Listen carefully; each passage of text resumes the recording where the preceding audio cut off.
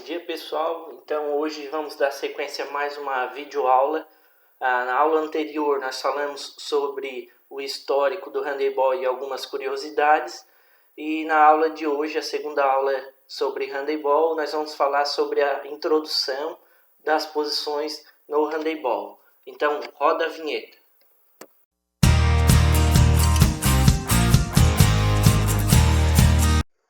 Bom dia a todos, vamos dar sequência ao conteúdo handebol. Na aula de hoje, nós vamos falar sobre a introdução, posições do handebol. As posições do handebol são as posições em que os jogadores de handebol atuam em quadra. As posições dos jogadores de handebol são goleiro, amador, central, meias, pontas e pivô. Então vamos dar sequência. Nesse slide a gente vai se apresentar as posições dos jogadores no momento da defesa e no momento do ataque. As duas fases do jogo, defesa e ataque. Na defesa, os 7 jogadores ficam posicionados da seguinte forma. O ponta direita, certo? Ao seu lado, meia direita. Próximo ao seu lado, central, amador central. À frente, o pivô. Logo a seu lado, meia esquerda e ponta esquerda. E o goleiro posicionado. Aqui ficaram atentos que durante a defesa vai depender do sistema tático que o técnico e a equipe decidir, certo? Mas normalmente, em iniciantes, se faz esse tipo de defesa.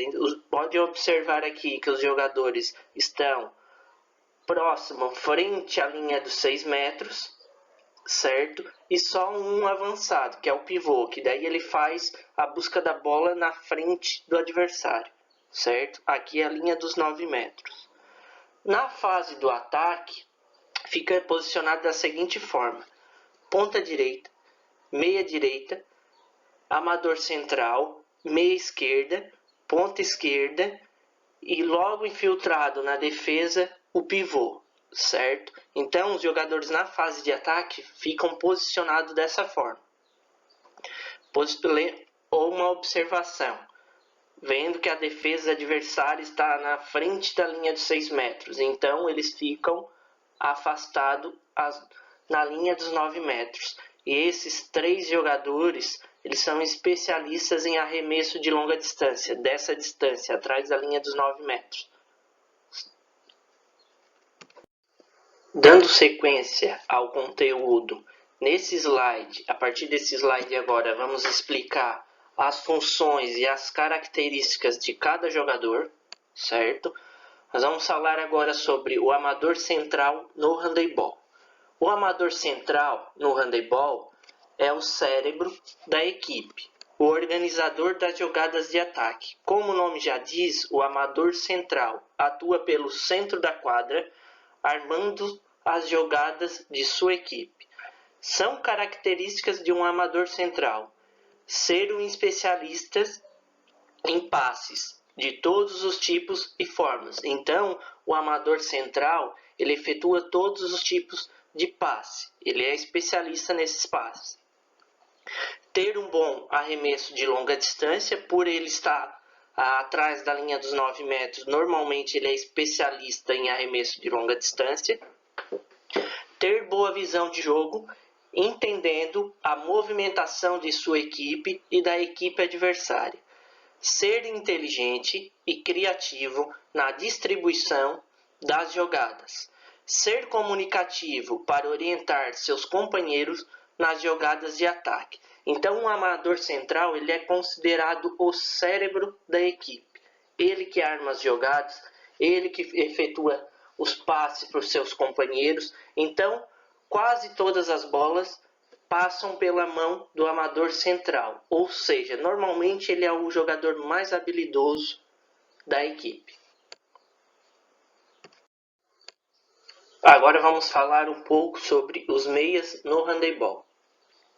Os meias no handebol são jogadores de força e muito importantes nas ações ofensivas e defensivas. O meia-direita atua do centro para o lado direito da quadra e o meia-esquerda atua do centro para o lado esquerdo da quadra de handebol. Os meias também são chamados de amador direito e amador esquerdo. São características de um meia no handebol. Normalmente são jogadores altos e fortes fisicamente. Por quê? Porque normalmente são jogadores altos. Por eles ficarem também atrás da linha dos 9 metros, esses arremessos por cima da defesa facilita. Então, ou seja, se o jogador ser alto, ele tem essa facilidade para arremessar de longa distância, porque ele consegue passar a defesa adversária. Possuem um forte arremesso de longa distância e possuem boa impulsão. É outra característica dos meias, ou amador direito e amador esquerdo, certo? Boa impulsão, porque eles dão impulsão para efetuar o arremesso por cima da defesa, certo? Então eles saltam no momento do arremesso e são especialistas em arremesso em suspensão. Agora nós vamos falar um pouco sobre os pontas no handebol. Os pontas no handebol são jogadores rápidos, fundamentais nas ações de ataque de uma equipe de handebol, que atuam bem próximo às linhas laterais da quadra. São características de um ponta no handebol: velocidade e agilidade, capacidade de realizar arremessos com pouco ângulo. Por que eles têm essa capacidade? Porque eles ficam próximos às linhas laterais. Então, no momento do arremesso, eles precisam achar ângulo, certo? Por isso que normalmente eles fazem um salto para dentro da área para conseguir ângulo de arremesso. Por que eles têm que ter velocidade e agilidade? Porque normalmente são jogadores que começam o contra-ataque. Fazem jogadas rápidas para pegar a defesa desarmada. Capacidade de mudar a direção e a forma do arremesso durante o ato do arremesso. Se posicionar rapidamente para puxar um contra-ataque. Agora nós vamos falar um pouco sobre o pivô no handebol. O pivô no handebol é um jogador que se movimenta no ataque entre a linha da área de gol e a linha tracejada de 9 metros. São características de um pivô no handebol: abrir espaço na defesa adversária para a infiltração e arremesso de seus companheiros, achar espaço na defesa adversária para se posicionar e receber a bola em condições de realizar um arremesso, ter um repertório variado de arremessos para finalizar a jogada no momento em que recebe a bola em condições de realizar um gol. Então, um pivô no handebol, ele tem essas funções, certo? Normalmente é um jogador forte fisicamente, porque ele fica infiltrado na defesa, ele fica próximo aos jogadores de defesa, tentando normalmente fazer arremessos e giro em cima da defesa ou achar espaço para os seus companheiros arremessar em gol. O goleiro no handebol. O goleiro no handebol é normalmente alto e rápido. Além das características defensivas, o goleiro de handebol deve saber atuar como jogador de linha e ter um bom fundamento passe para iniciar um contra-ataque. São características de um goleiro de handebol: ter um bom posicionamento para cada tipo de arremesso do adversário, ser corajoso para ir de encontro a arremessos fortes do adversário, ter um bom tempo de bola, ou seja, saber a hora certa de se movimentar em direção à bola para defender um arremesso, ter visão de jogo em um bom passe longo para puxar contra-ataques, realizar uma defesa ou ganhar a posse de bola. Tipos de marcação no handebol. Handebol, sistema de marcação individual. A defesa individual deve ser a mais utilizada por aqueles que estão começando a jogar. Nesse tipo de defesa, a habilidade de cada defensor é fundamental, pois ele é diretamente responsável por um atacante. Caso esse defensor falhe, a equipe deverá dar cobertura necessária, fazendo trocas de marcação.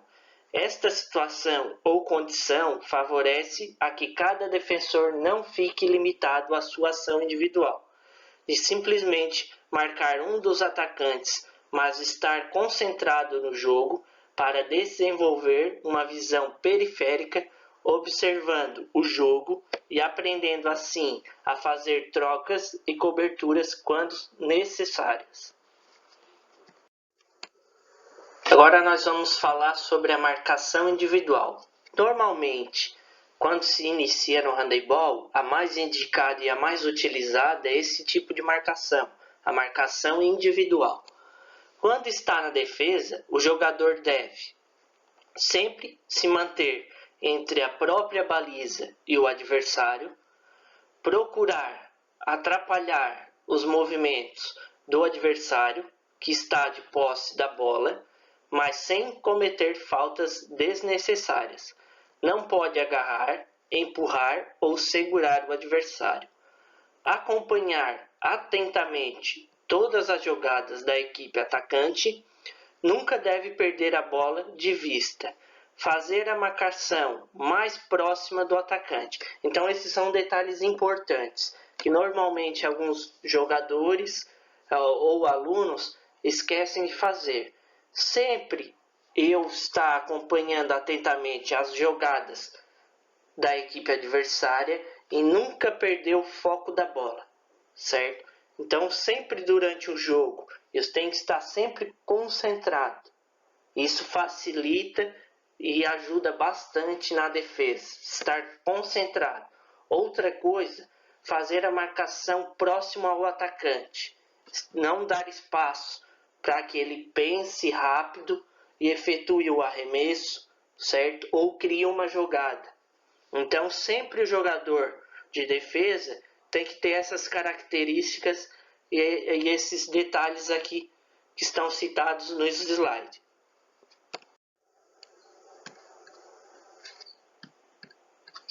Marcação por zona. Cada jogador é responsável por uma zona, espaço em seu campo de defesa, devendo marcar todos os jogadores que passam por ela. Então, quando eu adoto esse tipo de marcação, eu vou marcar quem entra em determinado espaço, que eu sou responsável. Vou dar um exemplo. Eu sou ponta direito, eu vou marcar um espaço na ponta direita. O jogador adversário que entrar nesse espaço com a bola ou sem a bola, eu vou marcar ele, certo? Eu fico responsável por marcar esse jogador. Vamos dar sequência ao outro tipo de marcação. Marcação mista ou combinada. É aquela que se utiliza da individual e por zona, no mesmo jogo. Esta modificação no sistema de marcação do individual para o por zona se dá de acordo com a necessidade do momento do jogo. Ou seja, dependendo do tipo de jogo que o adversário está fazendo uso, cada vez que o adversário variar sua formação e sistema de jogo, a defesa adotará uma marcação diferenciada apropriada para o sistema de ataque da equipe adversária.